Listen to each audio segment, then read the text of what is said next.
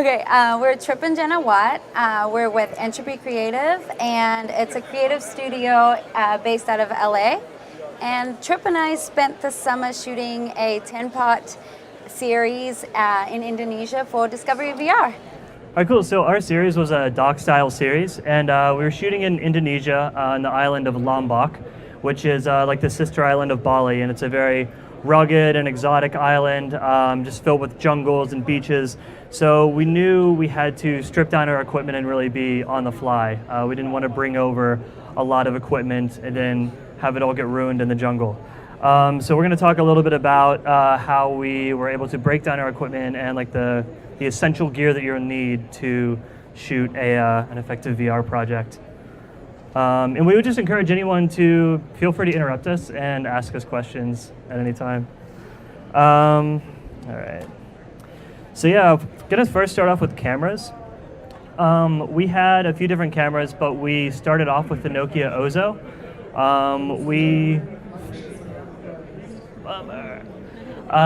So we initially imagined that we were going to shoot everything on the Nokia Ozo, but after spending a couple weeks over there, we realized that this was actually not going to be the case. We ended up not just only using the Ozo, but ended up using other cameras as well. Yeah, we found that having different cameras for different scenarios really helps a lot, especially when you're shooting on the fly. Setting up the Ozo was a little hard being over in Indonesia and just being in the dirt and in the sun and getting all sweaty and messy. But so we shot with the GoPro rig and the Samsung and the Ozo. And so we shot, the Samsung was mostly used for us to shoot really quickly, setting up a shot and doing a lot of time lapses. Actually, we used it for a lot of 360 time lapses because we could set it up and leave it, and people didn't really notice it, so it was safe to be sitting there. So Tripp wants to show you a little clip as well. So with shooting VR, you tend to do a lot of just setting the camera and hitting record and running away and hiding. And we set up a shot here, and this is what we captured on one beach with the Samsung. So you see me setting up the shot here, getting a good angle on a boat in the ocean. And the binocular vision is how the Samsung films. So I run away and hide. And then this happens about a moment later. This guy's kind of, what is this here? What could this be? What do we got going on here? Who put this here? I don't know. Is anyone around? I swear someone put this here. I'm gonna disappear really quick. And now he's, he had to go for a smoke. So now he's coming back with a cig. Oh, no, we should probably do something with this. And so he actually hid it for us so that nobody would steal it. So when I walked back about 20 minutes later to get the camera, he ran out and gave it to me, and it was a good moment. But that kind of tends to happen when you leave the camera places. I mean, you don't really know what's going to happen. So we definitely recommend having a good, like, a little cheapy camera that you can set places and not worry about getting stolen if you're shooting doc-style footage. A couple other things on cameras. One thing we found with the Nokia Ozo is that so it has 8 lenses on it. But one of the issues with it is that it's just one sensor for all of the lenses. So it tends to, if you have someone standing in the shade and then you have sun here, it's really hard to get the right exposure because it's just one camera with many lenses. Versus if you have a GoPro, you have a couple of different cameras getting different exposures, and then you can kind of blend all of those together to get your master image. So that's kind of one of the challenges with working with the Ozo, but you do get a really good image. And it was especially working with the Ozo when we were moving so quickly. It was setting up very quickly and getting a shot that we didn't have a lot of time to set up. So that's why the GoPro worked. Yeah. Especially well. The Ozo also works really well when you have a Mac computer to help run it, and you also want currently they work really well on the trash can Mac computer is what you use to actually convert all of your footage. But we were in Indonesia, and we rarely ever had a scenario where the power was adequate to run all of it.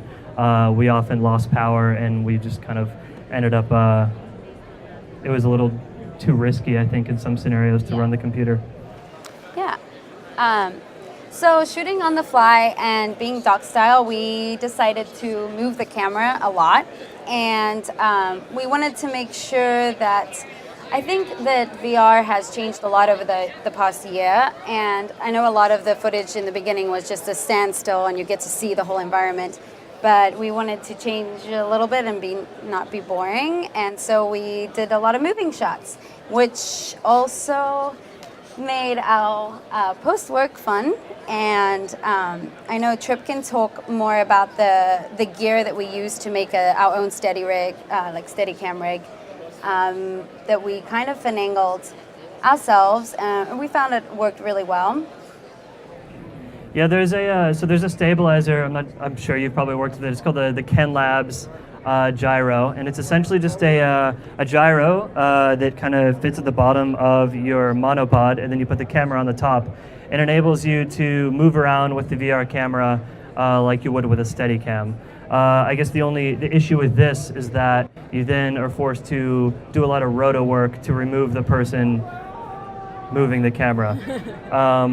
But what's good about it is that you actually get movement in VR, which is something that I think really helps make the projects more immersive. So here's an example. We have a couple of before and after clips, or before and after stills, of what it would look like using the Kenyan Lab stabilizer and then removing it in post.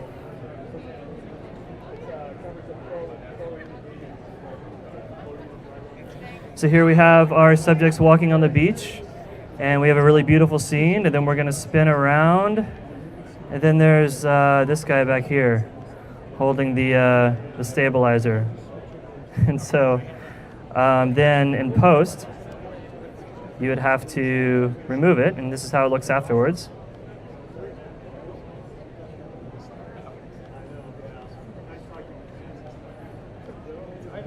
So you end up having to do a bit of roto work to make it all kind of come together.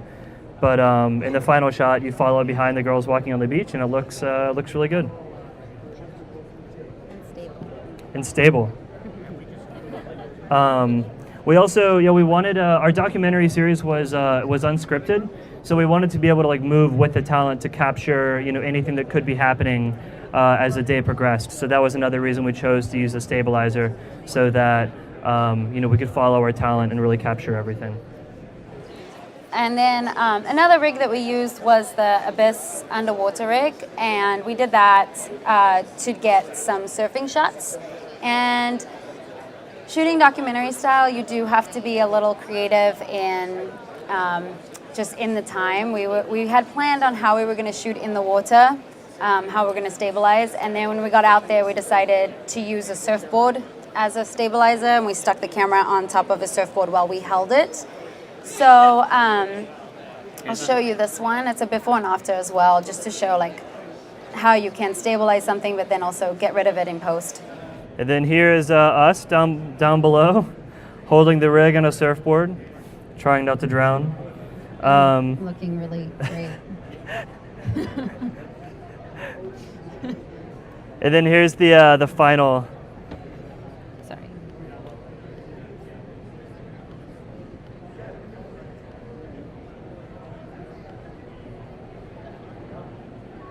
Yay.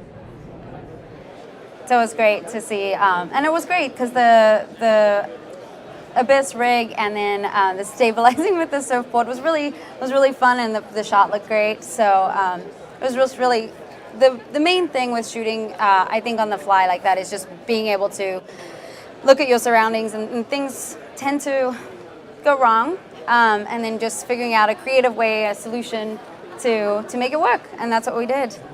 Yeah, we really just wanted to experiment and kind of see what worked out.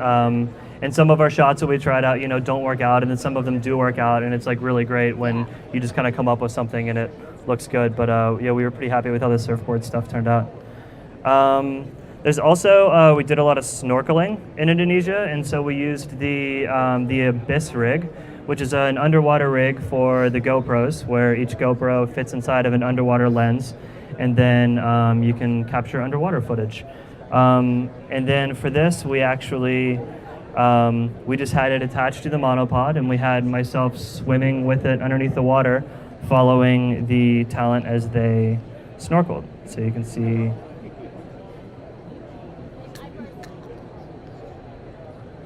So this is the raw.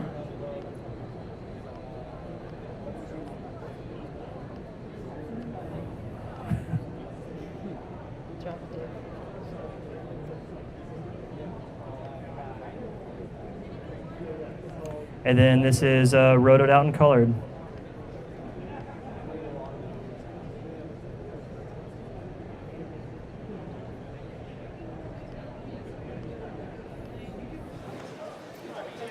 Cool. And so you can see that you can be, you know, quite creative in moving. And I think that a lot of now VR content is moving a lot more, but in the beginning it wasn't. But I feel like you can really get creative and start moving. And with the post workflow, it's actually becoming easier and much more fun. I think we've been having a lot of fun just trying all sorts of different things. Tripp's great at the post, and he will tell you how we went about doing, like, it's just be a quick overview of our post workflow. Here's actually also another, just kind of like coming up with shots on the fly. Here's another shot that we did. You can see the before and after. This is, it's pretty goofy. We were on this boat going to an island, and this is me laying on top of the boat holding the camera to get a good view. And then here's the final. If you're a good roto artist, you'll be a great VR post person, because it's basically all roto.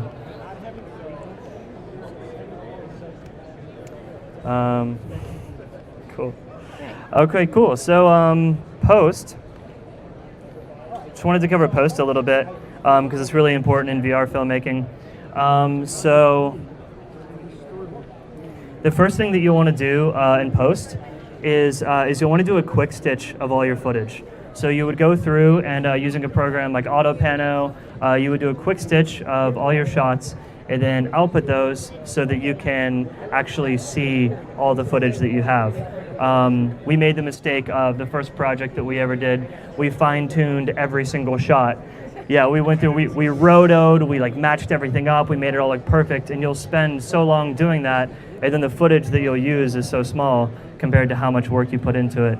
So it's very valuable to just do a quick stitch of all your footage before getting into editing too much. So you'll do the quick stitch, and then you'll do your edit.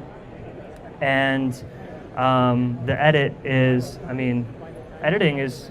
It's basically like, I feel like regular. Yeah, I feel like it's pretty similar to regular editing. You want to be mindful about how fast, obviously, you cut the camera, because if you do too fast of cuts, you'll make your audience, I feel like, it's pretty nauseous. And then once you have like an edit that you're feeling pretty good about, you'll go into your fine stitch and your roto work. Obviously, Mettle, this is where Mettle really comes into play.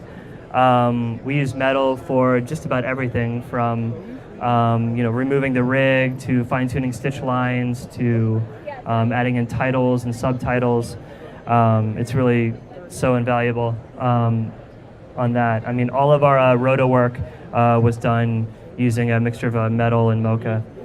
And then you pretty much have your fine stitch and you go to color. And that's pretty much the work through.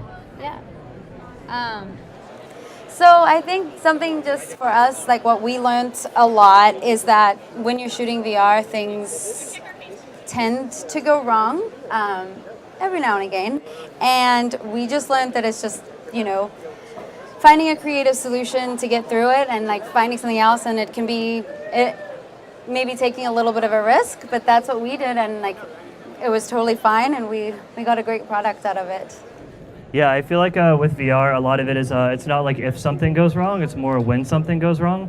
So having as much backup stuff as you can, and being able to like really take a breath and step away and think about a creative solution to the issue is like really invaluable with VR because I mean the technology is still very new, but there's usually always a solution. I feel like for it out there somewhere. Yeah, like for example, we have this still. You're always having to hide from the camera, and so in some scenarios, there's not really a place to hide while still keeping your eye on the camera. For example, we have this shot right here, where we had our talent here learning how to surf from the locals. But if you look over at this surfboard over here, we have our entire crew hiding behind these two surfboards, kind of like peeping through. So there's kind of like various things you can do to just sort of make it up. Yeah. And then leave everyone with your very cool photo. Oh yeah, so we think that we're trying to make VR. I feel like VR is a really cool medium, but it's really hard to make it look cool when you're shooting it because oftentimes you're just running around with a stick with a little silly GoPro contraption at the top. This is another shot. This is a shot of what it looks like when you're filming. It never looks very cool. So yeah, we'll leave you with that. Yeah, thank you.